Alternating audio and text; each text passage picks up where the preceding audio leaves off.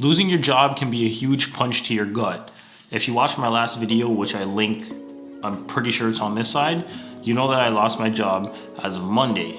After getting the news, I promptly called up an old friend who sells this white powder, told him I lost my job, came home, and had some cereal. So a bunch of people at work along with myself all got let go this past Monday due to company restructuring. So, after realizing I won't find a new job at the bottom of my cereal bowl, I promptly sat down, strapped in, and did these things that I'm going to talk to you about in this video. So I think the first thing you have to do is acknowledge your feelings. You might feel sad, you might want to rage, you might want to cry, you might feel some level of panic because you're not sure where your next paycheck is going to come from, or you might even feel a little relieved because for once in your life, you feel, let's call it, free. But rather than focusing on trying to ditch these feelings, I want you to know that they're all perfectly normal, and it's perfectly normal to feel those things. I know this probably isn't what you want to hear right now, but you do have to move on. It doesn't seem like the right comparison, but think of losing a job almost like losing a loved one. Your whole routine gets thrown off and chaos usually ensues in your life. But think of it like grieving for a loved one. You grieve for a little bit, but then you eventually realize that life goes on and you can't let one bad situation stand in your way. Talk to your friends, talk to your relatives, even me. My DMs are always open, and with whatever situation you need help with, I'll try to, give the best help that I can. The next thing I would do is tell everyone. Post it on LinkedIn, post it on Facebook, post it on Twitter, post it on MySpace, post it on everything. I even made a video about it and I posted it on the internet for everybody to see. And my mindset behind that is you never know who will read it, right? One of your friends' companies might be hiring, somebody, your dad's friend's uncle, whoever, they might be looking to add somebody to their team. You never really know who is reading it. And if you just kept it to yourself, nobody would have really ever known. And I know, losing a job can be embarrassing and, it might hit your ego or, whatever you want to call it. But at this time, right after you lose your job, is the time to put aside your ego for reasons pertaining to survival. The next step is very vital, and you have to get your finances in check.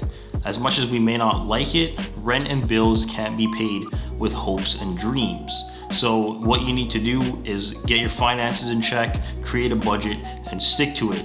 That means no more eating out twice a week, no more buying clothes, no more non-essential purchases. Dave Ramsey says adults devise a plan and stick to it. Children do what feels good. You're an adult, act like one, create a plan, and stick to it. Another thing you have to do is get your resume in order. Update it to add your previous job and spice it up a little bit. If you were at your previous job for 10 years, then your resume is 10 years behind. Granted, you didn't update it. Change up the font, change up the size of the text, do whatever you have to do to modernize it. On average, a hiring manager scans resumes for only 10 to 15 seconds max. So put in something that will catch their eye right from the start, and you might have better luck than the next person. But hold on, before you start applying to jobs, make sure your social media is cleaned up. Whether we like it or not, our lives are on the internet the minute that we create social media accounts. Take a few hours to go through them and clean it up. One thing that I read was, you put yourself in the hiring manager's shoes. If you looked at your social media from an outside perspective, would you hire yourself based on your social media accounts? With that being said, you're pretty much good to go. I would do all those things in that exact order. Obviously, you can interchange them, however you want, but for the most part, stick to those things. Acknowledge your feelings. The next thing I would do is to tell everybody. Then I would get my finances in check. I would update my resume, and I would clean up my social media. But before I do end the video, I do want to give you some things that you shouldn't do after a job loss. So I don't think that you should start slandering your former employer on social media. I know you may be mad and you may be resisting the urge to turn into Bruce Banner, but the reality is that it won't do you any good. If you do want to say something, thank your employer and everybody that you worked with. It's always better to take the high road in these situations. And you know, the last thing I want to say is that losing a job is very psychological, right? Like, I know it can be very easy to start staying up late, to start waking up late, to, you know, fall into vacation mode. But the last thing you want to do is not have a routine at home. Like, I know your regular routine just got turned upside down, but if you let everything crumble, you'll be in a worse situation than you were before. Try your absolute hardest to not stay up late. You know, go to bed at a regular time, wake up at a regular time, eat at the same time that you used to eat at work. Because at the end of the day, our brain loves routines, and we have to do our best to stay in routines no matter how easy it is for us to deviate from them. I know how hard it is to lose a job, and like I said at the beginning of the video, it can definitely be a punch to the gut.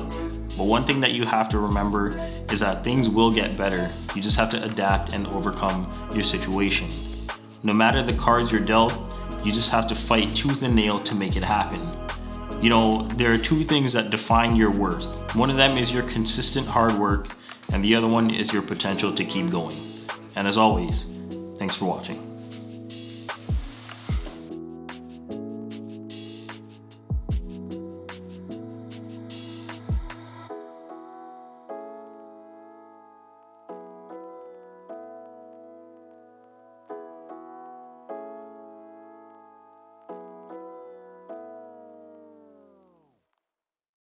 I think we look, holy, my glasses are dirty.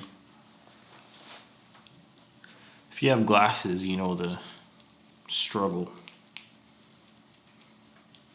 Like, as soon as you look at like a light or something, you're just like, there's that much stuff on my glasses.